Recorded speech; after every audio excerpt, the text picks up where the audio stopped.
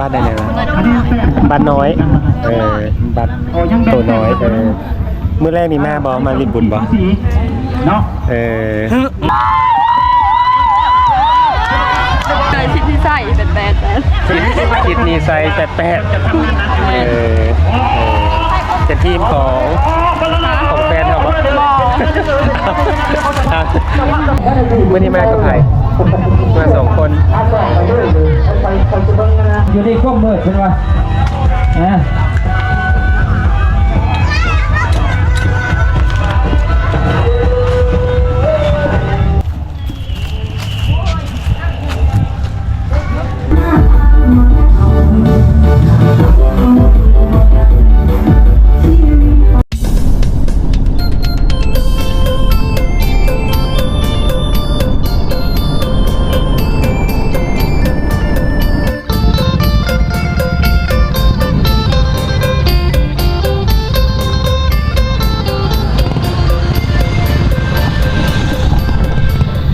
สบายดีพี่น้องมาพบกับเบาซุกสารอีกตอนหนึ่งพี่น้องตอนนี้เบาซุกมาบุญส่งเฮือพี่น้องอยู่บ้านกุดฮีเมืองท่าฝางทองแขวงสวรรณเขตนี่พี่น้องเบาซุกกับมา2 คนกับไอเตียงคำนากายนี่พี่น้องเป็นทางพี่น้องเนาะทางน้ำมิตรว่าเบาซุกเป็นมาบุญส่งเฮืออยู่สวรรณเขตนี่พี่น้องเมื่อคืนนี้ก็มารอแล้วพี่แต่ว่ามาฮอดกลางคืนพี่น้องแต่มื้อนี้ก็จะเป็นช่วงสวยพี่น้องพารอบบ้านกุดฮีพี่น้องเมืองท่าฝางทองแขวงสวรรณเขตอยู่แคมทางแบบนี้เลยเนาะเดี๋ยวเก็บออกไปเลาะเบิ่งบรรยากาศพี่น้องอยู่บุญทรงเฮือเนาะบ้านท่าฝางทองก็บ้านท่ากันทองเมืองท่าฝางทองบ้านกุดฮีกัน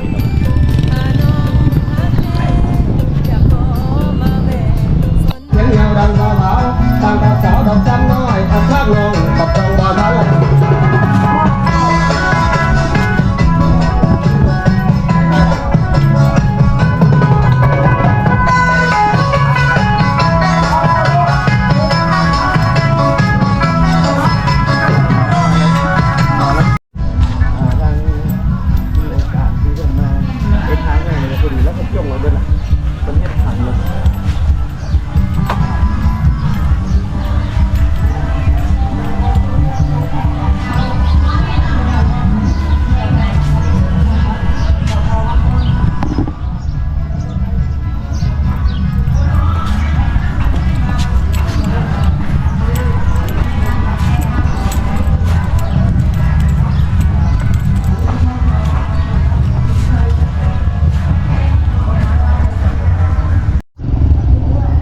พี่น้องก็คือต้นมะม่วง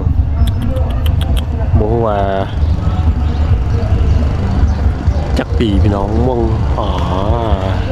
ใหญ่แท้ใหญ่แบบอย่างมะม่วงเนาะกาบริเวณนี้ก็คือมีต้นมะขามพี่น้องมะขามแล้วก็ต้นนิ้วต้นนิ้วที่ว่าใหญ่โตมโหฬารพี่น้องอยู่บ้านเข้าบ้านฝั่งโน้นครับห้องเย็นขนาดเลย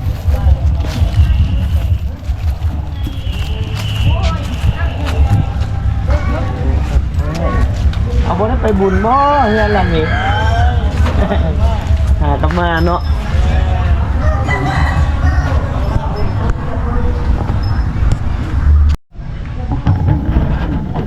พี่น้องก่อนที่จะไปเบิ้งบุญส่งเฮือพี่น้องเดี๋ยวเข้ามารอเบิ้งบ้านเพิ่นน้อยหนึ่งเป็นเนาะอยู่บ้านกุดฮีนี่พี่น้องบรรยากาศแบบหัวเหมือนกันแบบนี้เลยพี่น้องครับเนาะไม่เป็นแบบว่าหัวดอกไม้แต่ว่าท่านจะมีหัวกันห่างคือกันพี่น้องเลยแต่ตอนนั้นสำหรับเลี้ยงสัตว์เลี้ยงเนาะแต่ว่ามันยังเป็นบรรยากาศงามๆคักๆอยู่นะพี่น้องอันนี้ก็คือต้นกระทัน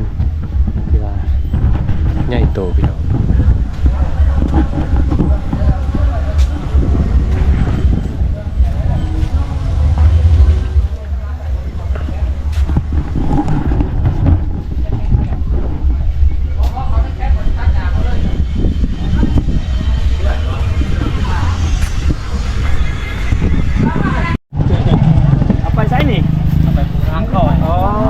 จนได้ปูทางเนาะ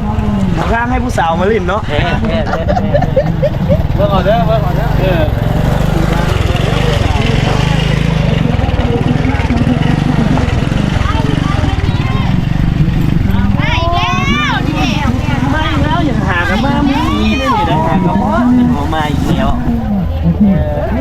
บ่เป็นห่วยยัง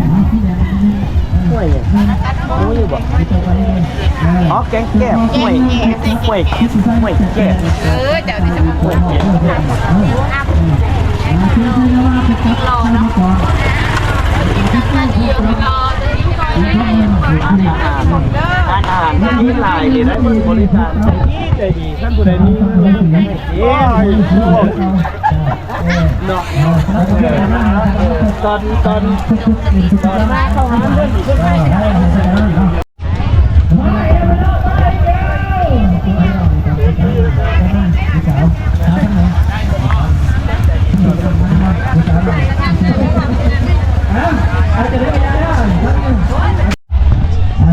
นี่นะครับมาเลาะเบิ้งโซนนี้ ถ้าเราไปดูไก่ดีกว่า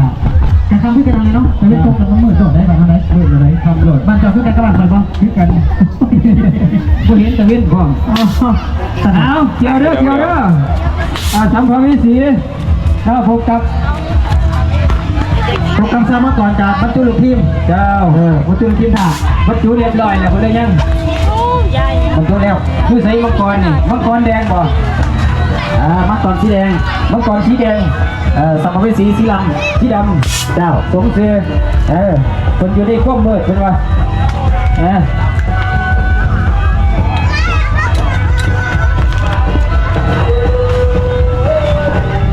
เกี่ยวเด้อเพื่อเป็นงานประจัดเวลาครับกับแม่ต้องพี่น้องเนาะปัจจุบันนี้ก็เที่ยงแล้วนะใกล้แล้วยังหน่อยนึงพี่น้องมองไปหิวข่าวโกรธเอาคือกันกับพวกขาเด้อเป็นให้เอิกแห่งใจให้ทีมงานเรือส่งเขาเนี่ยรายการส่งกำลังใจมาทั้งปีนะเด้อเสียงก็เริ่มสิบออกเกี่ยวเจ้าหัวสัมภเวสีบรรจุลูกเพื่อพิธีเรียบร้อยหรือยังแล้วเจ้าหัวสัมภเวสีพบกับสามัครแต่บรรจุเรียบร้อยกันเทียบมุมบังเป็นเสือสีแดงมุมยังมุมบังมุมเป็นมุมฟังมุมบังน่าเป็นที่คุณแมนอันนั้นสีแดงนี่มังกรหมดก่อนอ๋อมาเลยจะมาออกมาคนยังออกมาแล้วแต่ว่าคนมาค่อยๆมาก่อนวันสิคออยู่กลางจะมาพบกับในน้ำเพื่อของเราจากนั้นเสื้อวันในน้ำเพื่อของเจ้าพ่อน้ำมัวมังกรสีแดงน้ำมัววิ่งกับไปวิ่งกับไปยาสูคอยสามังกรเคาะเลยไหมเฮ้ยใช่พูดเลยไหมดูยังสามังกรเคาะอีกตึ้งเคาะแล้วเคาะน้องเคาะน้องบอกไปเลยไหมจี้เข้ามาเลยไหมสี่ท่านบออีก10 นาทีสุดท้ายสัมภเวสีเขาเสียไส้ได้บ่บอลมจบเจือลิปปิ้งมันเรากุ้งกันขามกันกี่เดือนก็ได้อาจารย์เลยกุ้งหาไหนจะผากยากบ่สัมภเวสีมันที่ผากยากยังมันแบบว่าอะไรอันผู้ภาคก็ไว้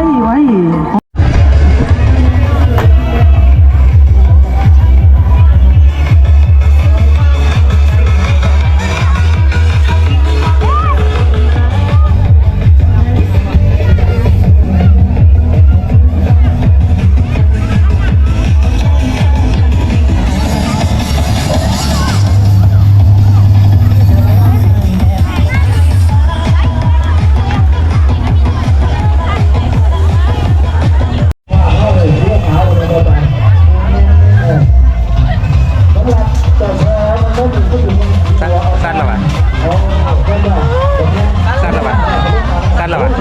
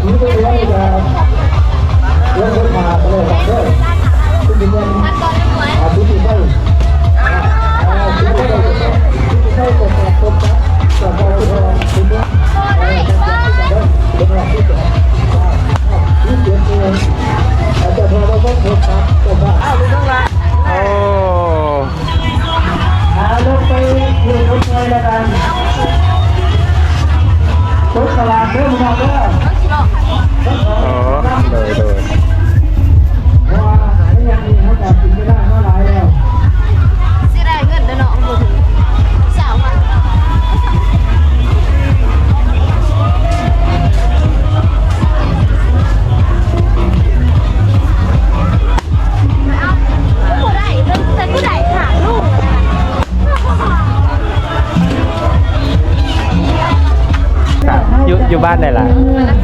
หลัก11อยู่ไก่บ่อยู่ไก่ยังนี่บ่บ่ได้ไก่เนาะอยู่ใกล้อยู่เนาะอ๋อมื้อนี้มากับไผกับเอื้อยเนาะเด็กพี่น้องเอื้อยเพิ่น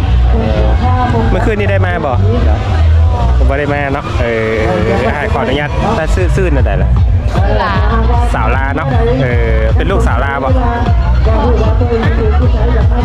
โดยพี่น้องเพิ่นมากับสาวหยังล่ะซื้อปลา สาวตานะโอเคขอบใจหลายเด้อขอบใจพี่น้องว่าเบิ่งเป็นสัตว์ตุกปลา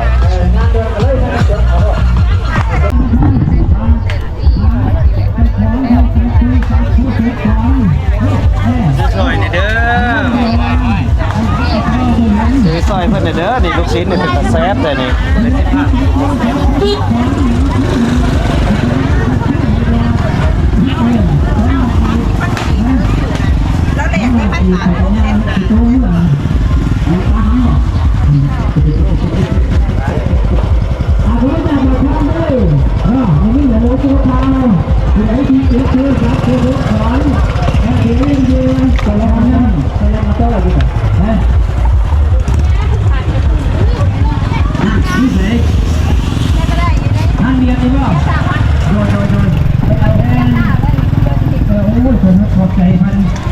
น้ำคือไกลเท่าไหร่โมเมนต์มันเอาไปใส่จาน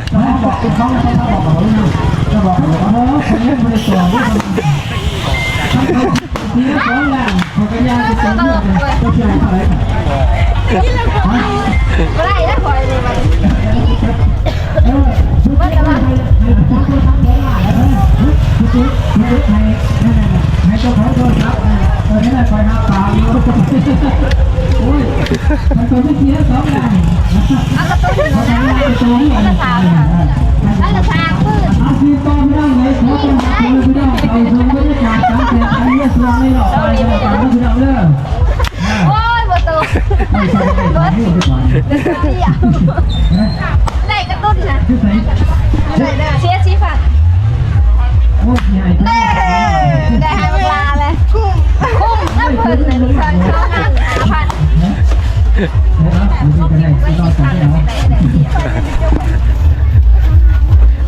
บริษัทอันมาปลุกงานเพื่อสิจะได้ทราบท่านจะเลยกรรมการชุดไปพ่อมาบ้างว่ายังหัวมันอยู่ใกล้พ่อมีพุ่งคุณเด้อได้ให้เวลาเหรอท่านอดีตกรรมการเท่าอดีตกรรมการชุดไปนั่นไม่ใช่คนทางเห็นไหนคืออยู่ไกลแบบตั้งเห็นให้ไกลเนาะ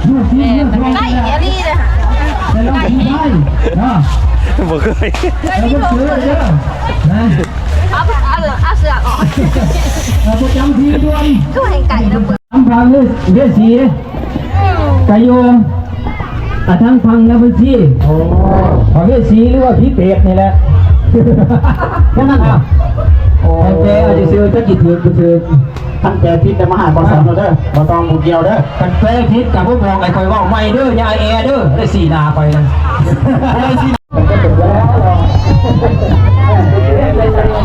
ครับผู้ชายอยู่บ้านไหนบ้านโนนไตหาสาระครับอยู่ไกลอยู่เนาะถ้าวันนี้มากับไผ่วันนี้มากับไผ่มา2 คนภาษาบ้านสาระครับอ้าวอันนั้นโบแมนบอสเห็นหลายๆคนอยู่นั่นโบแมนเนาะโดยการบริการมาเด้อรถไฟแล้วรถไฟระบอบอันนี้คือเป็นว่าคนหลายเนาะเมื่อแรกยังสิบลินโมกันตีป่ะบริมาถ้าเป็นอย่างผมแม่เขาบอกให้มา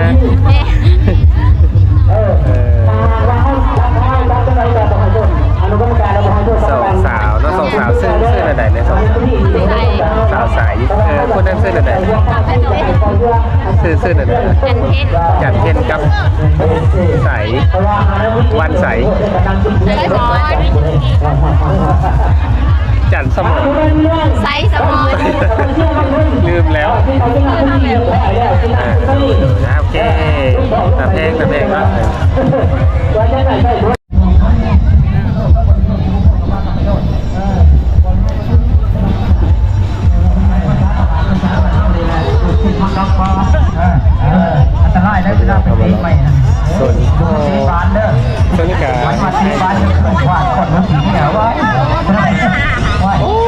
ผู้สาวอีกแล้วสบายดีผู้สาวทางบ้านไหนเนาะใส่เสื้อแดง พี่ชายไปหมื่น บ้านห้วยหมื่นห้วยหมื่นอยู่เทิงนี้เนาะอยู่ไกลอยู่แม่หลายคนบอมื้อนี้มา5คนมื้อแรงมาลิ้นวงดนตรีบ่เมื่อคืนที่ได้มาบ่เมื่อคืนนี่ เพื่อนนี่ก็มาได้บ่ได้เข้า มื้อแรงนี่สิเขาดีเลยชื่อหน้าใดเนาะชื่อสาหน้าใด ซื้อวิก สาววิกเนาะเดี๋ยวว่ามื้อแรงนี่ชื่ออยู่ว่าเพิ่นสิไปรอเบิ่งผู้บ่าวผู้สาว ไปเบิดแล้ว โดยอ้าวแฟนเป็นผู้ใด แฟนผู้อยู่ไทยเปล่าที่พาย มาเสียมาเนี่ยมีผัวแล้วคิดว่าผู้นั้นจะเราเห็นยืนอยู่ใกล้กันอยู่ น้องเนาะ อายเนาะ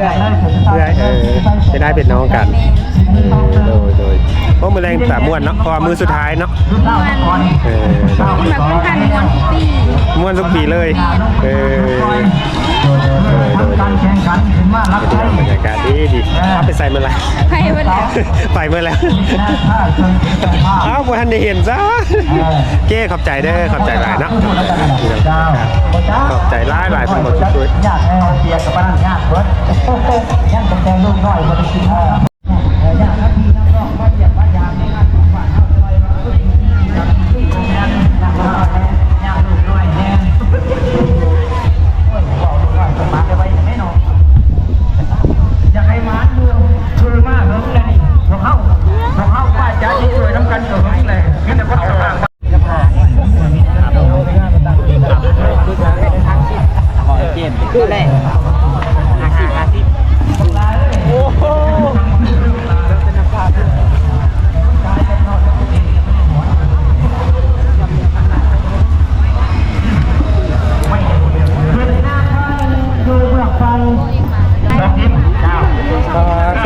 สบายดีโอ้คุณสาวอยู่บ้านไหนเนาะ ข่าวพ่อ เขาอยู่ทางเทิงนี่หว่าอยู่ใกล้อยู่เนาะมื้อนี้มาทางวันเชียร์ทีมไหนเนี่ยไหน อยู่นะ ทีมบ้านเฮา แล้วก็สิยังก็ยังก็สิได้พึ่งพระนำก็คือว่าเพิ่นออกมาแล้วชิดที่ใส่แปดจิตนีไซแปดเป็นทีมของแฟนเขาด้วยทีมของบ้านเขาอ่ะ แม่ไก่เคียงกัน ไกลเคียงกันซื้อ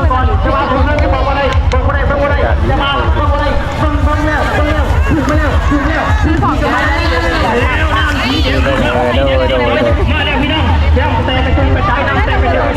ให้เป็นกันนะ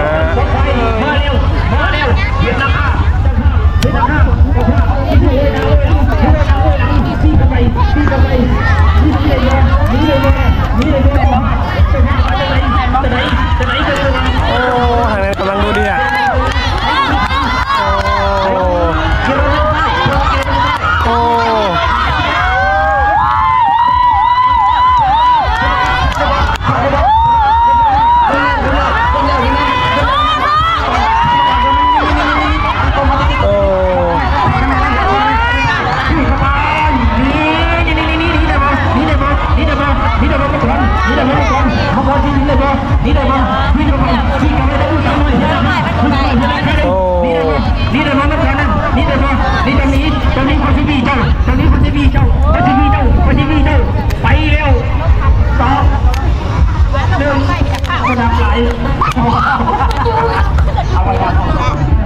กลับมาหาสาวสวยต่อ ข่าวเด้อเรื่องใครคำ อันนี้เป็นซ่องน้องไม้เดี๋ยวฝากติดตามเลยต้องมาได้สัก เชิญฮาโลเล่นติ๊กต็อกด้วยจ้ะ ติ๊กต็อกเนาะโดยติ๊กต็อกนี้มีแต่ผู้สาวได้ติ๊กต็อกเลย คุณ สาวฝนวะคนนั้นสาวฝนวะอันนั้นซื้ออย่างไรสาวจีคนนี้เลย เลดี้ ป้า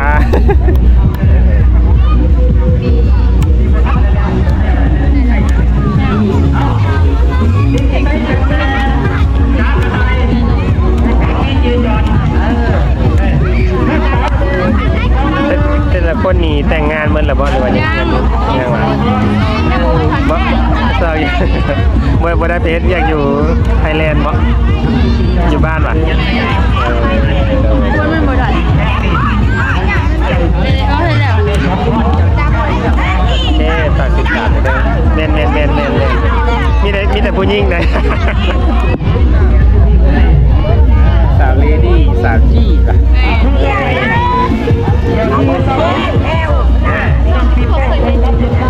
เคยเห็น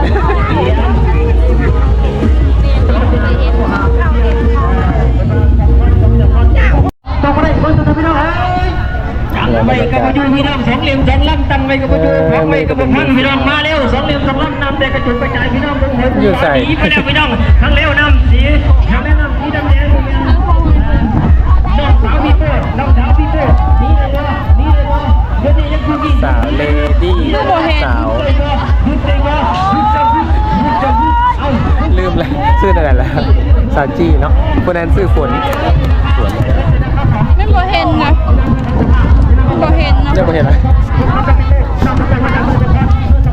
เป็นอะไรเลดี้เป็นอะไรเชียร์เมื่อกี้นี้เป็นอะไรที่มาเชียร์ บ่ชนะสั่ง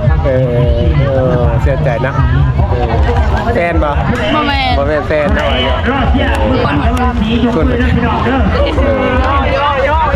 สาวจี้เนาะสาวจี้สับสนเลย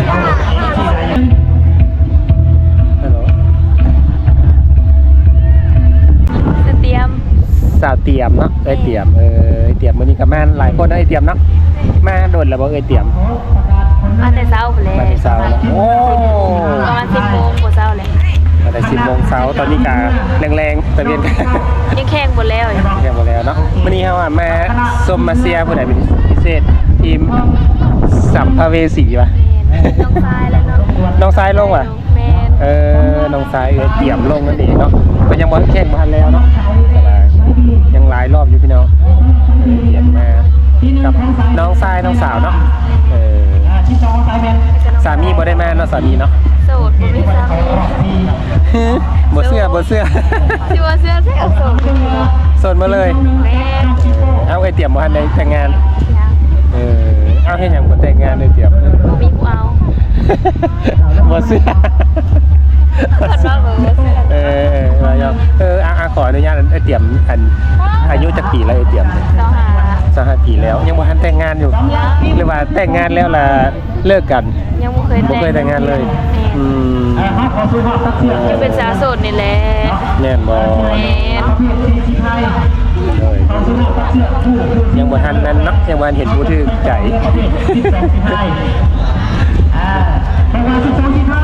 เด้อโอเคเข้าใจเด้อเตรียมเข้าใจเนาะตัวงามๆเลย ทำเลยในกล้องเลยตัวจริงบนยูน ตัวจริงยัง เอา12 15ใกล้เคียงประจุ นางดานิม ไปทั้งนา แม่นบ่จบ จบในที่เดียวเลยนางดานิม เนาะเสียง สาวบ้านนี้เลย บางทีมีคะแนน ท่าสารค บางทีคนจะแข่งกัน ำสาวท่าสารคำในเต็นท์เมื่อคืนนี่มาบอกให้ไอ้ลบคลิปคันอยากให้ไอ้ลบคลิปต้องแรงเต็นท์ให้เมื่อกี้ดงน้อยไก่บ่ ไก่ ใกล้ๆกันบ้านโนนเนี่ยกับบ้านเมื่อกี้เนี่ย จาน โนนจานเนาะโนนจานนี่เป็นตัวเมืองบ้านโนนจานเป็นตัวเมืองพี่น้องแล้วก็ต่อมาก็เป็นบ้านท่าสารคำแล้วก็ต่อมาอันนี้ก็ท่าสารคำอู้หลายอยู่นะจ๊ะเนาะสาวท่าสารคำเนาะหลายแห่งเอา12 15มาดูลงทีม มักผู้ใดอยากจีบผู้ใดก็เอาแล้วได้พี่น้องเลยโสดพด3อีกบาทนี่เฮาจังว่าเด้อเอาโสดเด้อจะบอกให้เด้อโสดว้าผู้สาวเขาอยู่บ้านใดในนี้ ที่พายยังอีกเกี่ยวหนึ่ง บ้านใดเนี่ยบ้านน้อยบ้านโตน้อยมื้อแรกนี่มาบ่มาลินบุญบ่ เนาะมาจังได๋ก็มา บ่จักคือกัน เมื่อกี้นี่เพิ่นว่าเฟซอันทักเพจจังได๋เอาให้เพิ่นแล้วเพิ่นว่าเห็นอยู่เมื่อคืนนี่เห็นเอาลงผมเขาเต้นอยู่โอ้ยปั๊บมักซิบแล้วเป็นอันนั้นน่ะ ทำกับข้าวเดี๋ยว มัน30 ที่แล้วเขาจะตัดเสือก